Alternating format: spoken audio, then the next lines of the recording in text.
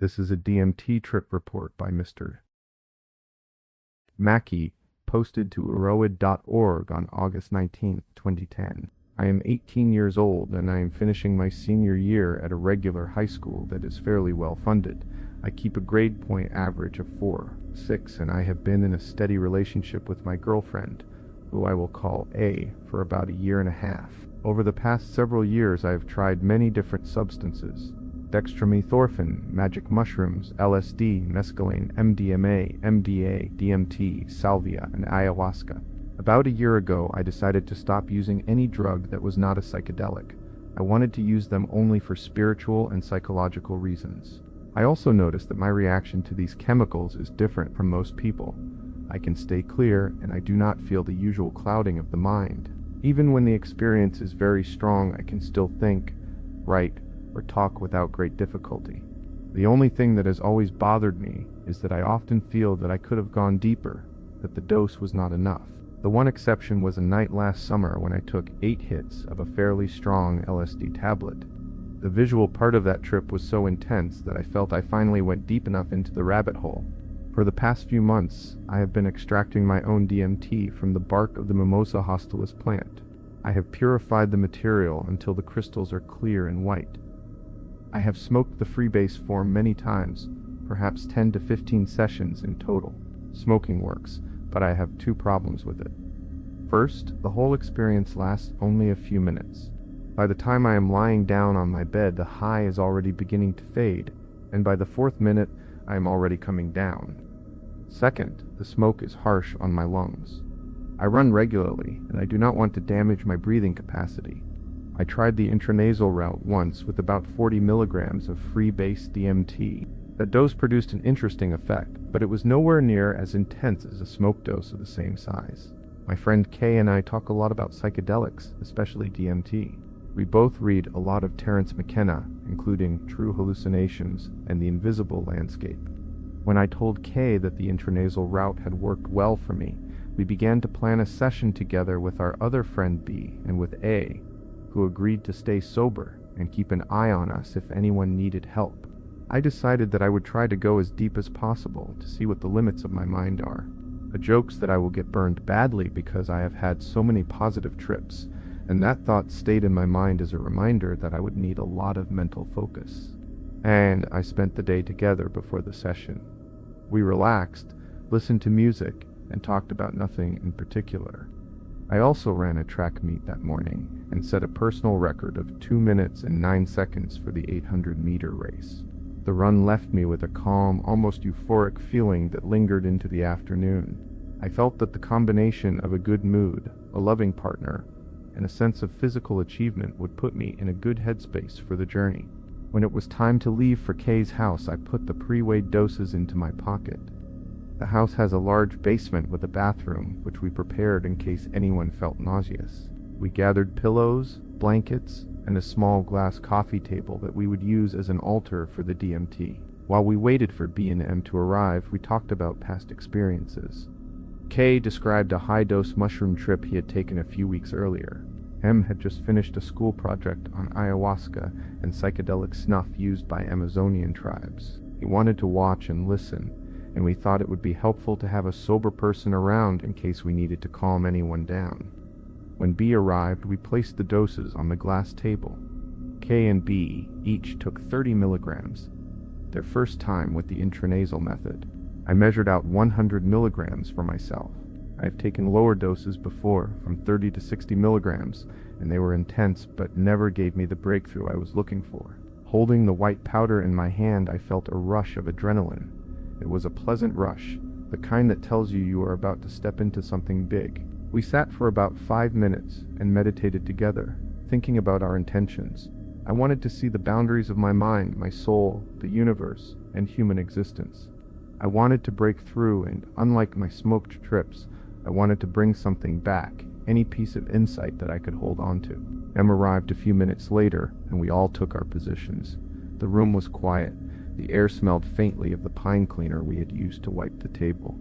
I placed a $20 bill against my right nostril and inhaled the DMT.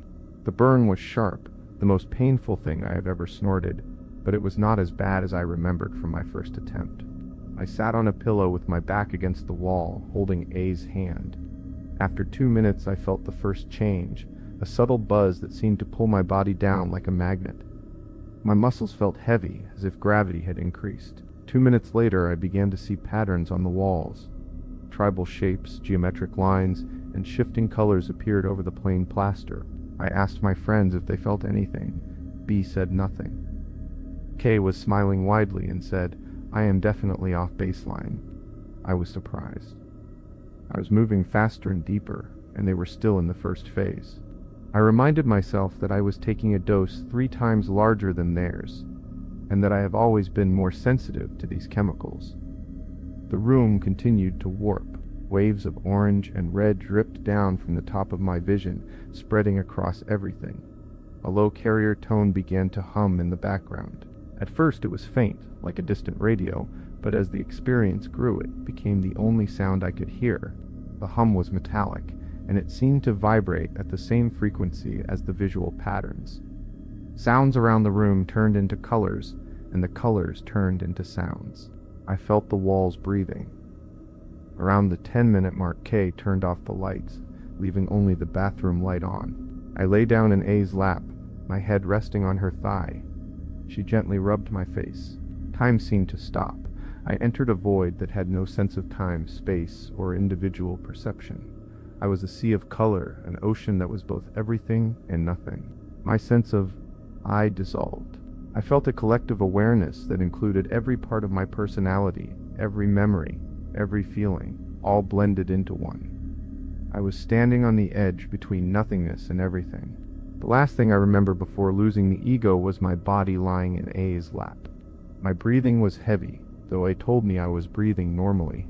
I began to tremble, a shiver that was not caused by cold. An enormous current of energy moved through me. A blanket was placed over me after about a minute, but the feeling of energy lasted much longer. I was immersed in brilliant geometric patterns. They were neon, organic, moving faster than my eyes could follow. They reminded me of Alex Gray's paintings, but more detailed, more alive. I cannot put the images into words. They exist only in the mind now. I looked up at A's face. Unlike the other faces I have seen in trips, hers was not distorted. It stayed relatively normal, even as fractal patterns spun around it. I took this as a sign that she was my protector, my savior. She has often been a calming presence in my journeys. About a year ago, during a summer day, I took LSD with 2 friends and we walked through a forest preserve. I wore a green shirt and we began to call her the Green Goddess. She seemed like a mother figure, powerful and sensual at the same time. Those feelings return whenever I am with her in altered states. I flew through memories. Vague feelings from my childhood, teenage years, and recent moments flashed by. Each image lasted only a split second, just enough for recognition. I was downloading information about my life that had been hidden until that moment. I saw myself as a toddler. I saw the day I broke my personal record in the 800-meter race. I saw moments I had never thought about in years. The experience reminded me of the scene in 2001, A Space Odyssey, where Dave Bowman approaches the Stargate.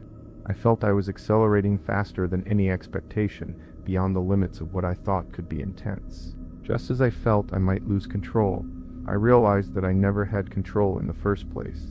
I laughed at the idea of trying to steer the experience. I understood that the universe is like a massive symphony, each note placed perfectly, yet we still have the illusion of free will. I thought about chemical reactions, a subject I love as a student of AP chemistry. When 2 chemicals meet, they move randomly, collide, and form new substances in precise ratios. That idea has always been in my mind, but now it was crystal clear.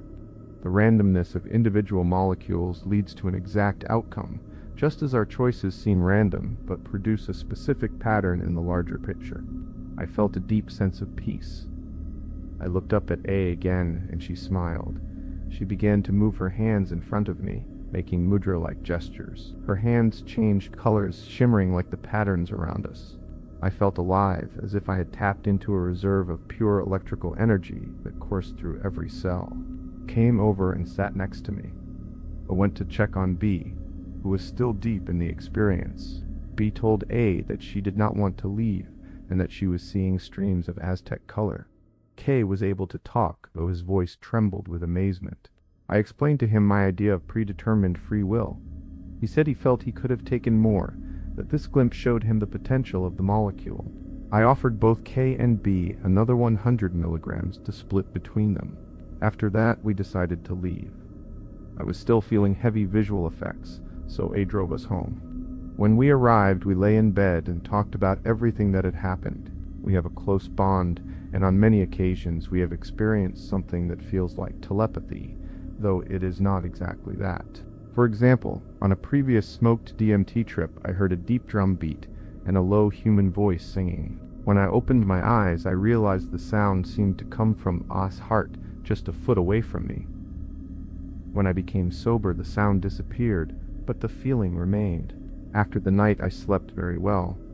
I woke up with a sense of rebirth. The world looked brighter, more beautiful. I felt an urge to learn, to read, to understand more than ever before. For about 6 or 7 weeks after the trip, I experienced after effects that were extremely pleasant. In the first 2 weeks, my mind felt sharp, as if it had been repaired. My grades improved, and I felt unusually calm.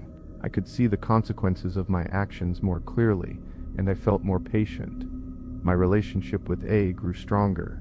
I write this report because I want to warn others and also share what I learned. The intranasal route is now my preferred method for DMT. It is fast, but not blindingly fast, and it causes almost no nausea. The only downside is the burn in the nose, but I think that some discomfort is part of the purpose of the molecule. Perhaps the discomfort is meant to keep people from using it casually, much like mescaline can cause nausea to discourage abuse. It feels like a sacrament meant for spiritual exploration. In summary, the experience was intense, beautiful, and unsettling all at once. I reached a point where I felt I could see the structure of reality, the interplay of free will and destiny, and the hidden patterns that bind everything together. I plan to repeat the journey, but only after I have had time to integrate what I have learned. Integration takes months for me,